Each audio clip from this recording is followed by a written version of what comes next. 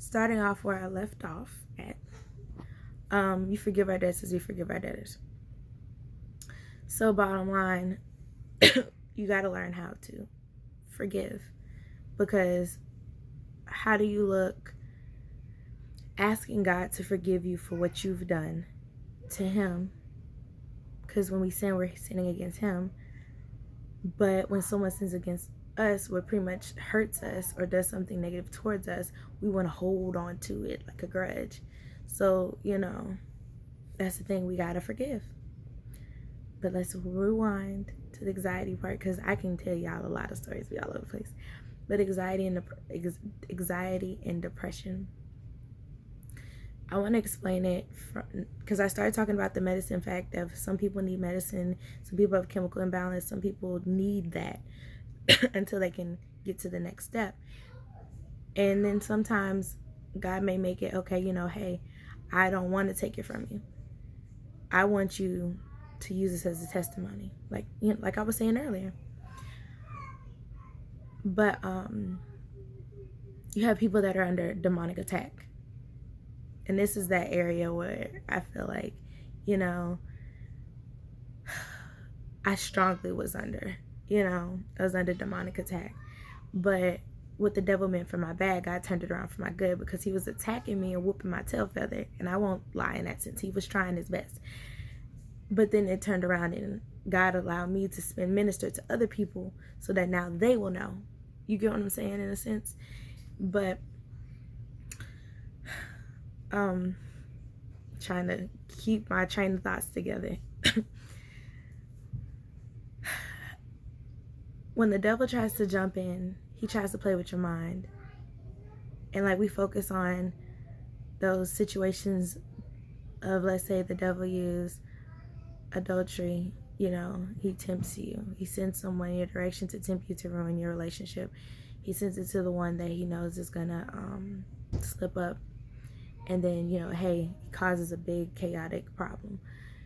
Or, let's see, drinking. In the sense of, and I mean, specify this stuff, drinking, smoking, all that stuff, gambling, let's see, even TV, because I'm going to say TV for me. I was addicted to TV, but in all those different areas, it's addictions. You can get addicted to anything. I don't care what no one tells you, you can get addicted to anything. And I'm living proof to that, because I was addicted to TV. That was my coping skill, but it was to the point that I was wrapped up in it that one time I would just literally, Shaniqua, you gotta fast. You're putting TV above me, and I could just hear God tell me that. So I had to fast TV, and seeing how TV was taking over. And I was like, well, I got more time to do this now because I'm not focused on watching TV. But those different areas, the devil will creep in and use those as your weaknesses. Whatever's your weakness, he'll use that against you. So for me, for instance, alcohol wouldn't be mine. It wouldn't. But television, on the other hand, a point where I can just zone out and just relax, yeah, that would be a temptation for me, and it could turn, once again, like I said, into an addiction. Because eating a lot, people who love to eat, it turns into an addiction, and then it can cause you health problems. It's a lot of things, bad things that happen. There's a lot of different types of addictions out there, and a lot of stuff that you could put above God that's not good at all. But anyways, let's get back to what I was talking about. The devil will try to creep in and use this stuff against you. So if he knows, bottom line, you're a person that feels guilty a lot. Hi. I'm the type that feels guilty a lot. I feel guilty. If I can't help you, I feel like I've let you down.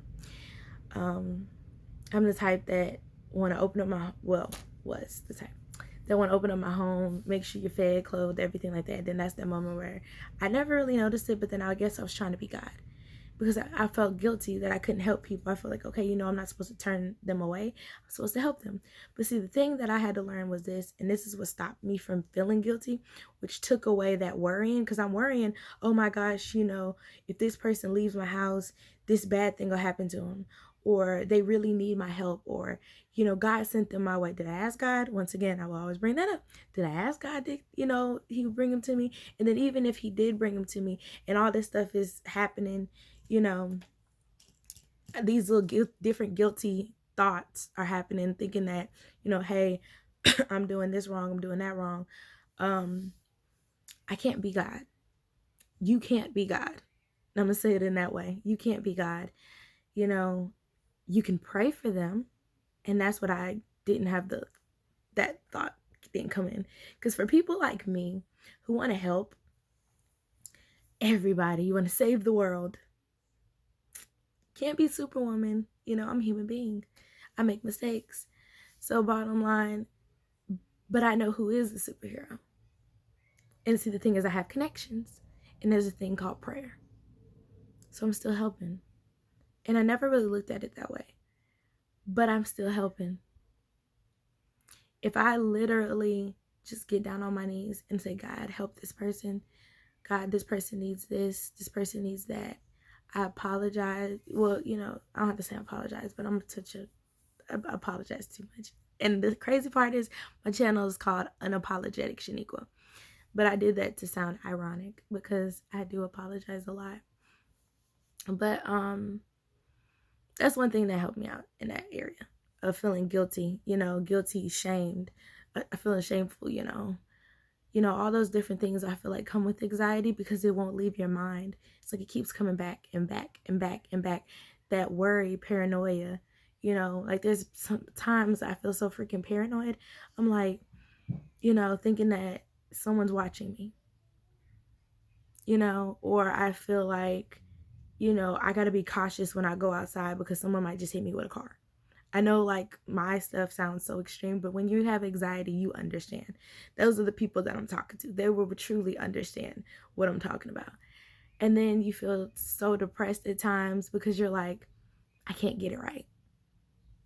I can't get it right. Can't get it right. It's like all my decisions, I keep messing up. And see, that was me. I'm like, really, Lord? Why do I keep making bad decisions? Why do I keep getting myself back in the same situations over and over and over again? When I thought I'm pulled out of it, I get back in it. And see, let's go back to the area where I said, God, not God, my bad. The devil, God allows it, but the devil uses your temptations against you or uses things against you. So then bottom line, if it's an area that I'm still weak in, it'll come back around. The devil will try to be like, okay, you know what? Shaniqua's not thinking right now, or Shaniqua's in a good spot right now, or you're in a good spot right now. So I'm bringing this back around again. And let's see if they pass this test. And there's a couple, I want to say a couple times. A bunch of times I failed the test. Just have felt it with flying colors. But it's like this go around. I'm like, you know what? Hey, I learned, after so many times, you learn from it. You learn from the situation, and the cycle will continue over and over and over again of anxiety, depression, whatever else it is, over and over and over again, addiction, if you don't really just take the time out to just sit down and get to the root of it. And the main thing is prayer.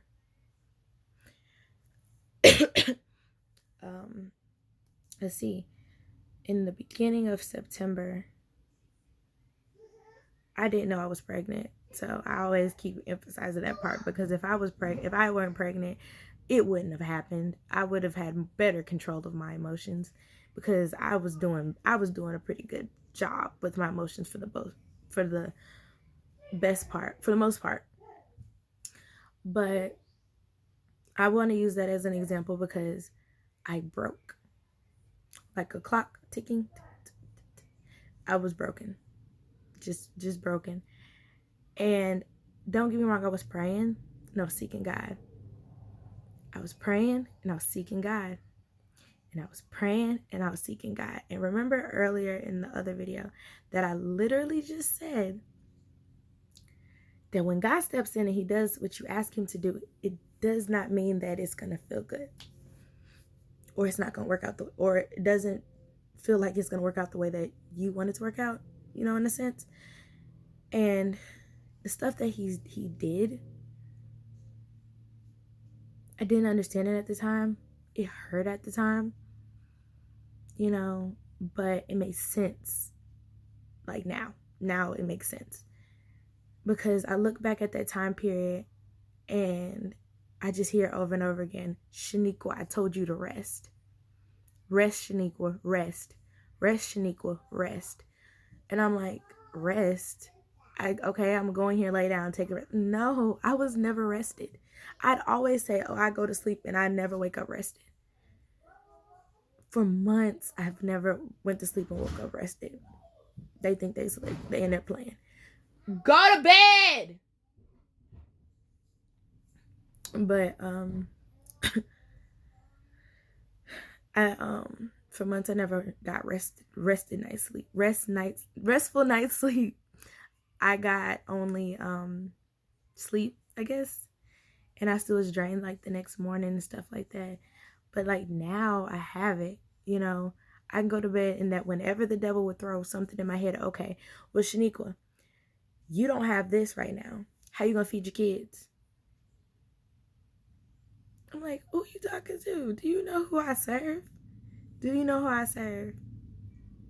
The man upstairs will make that possible. I learned to let go. That was another area that I had a problem with, taking my hands up off it. Because as women, we're carriers. And that's one thing that I was taught at my church. We're carriers. And we sometimes have trouble letting stuff go. We do. And I know guys can most definitely say, yeah, you guys do have trouble letting stuff go. But see, the thing is, spiritually, we got to learn how to let it go.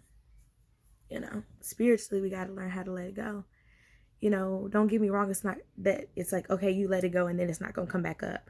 Or when you let it go, it's going to be, after that point, everything's gone. No. You have to continuously do these things. Continuously read your Bible, continuously pray. You have to continuously, just as much as you eat food, you have to eat food every day. Everybody's clearly eating because it's still alive.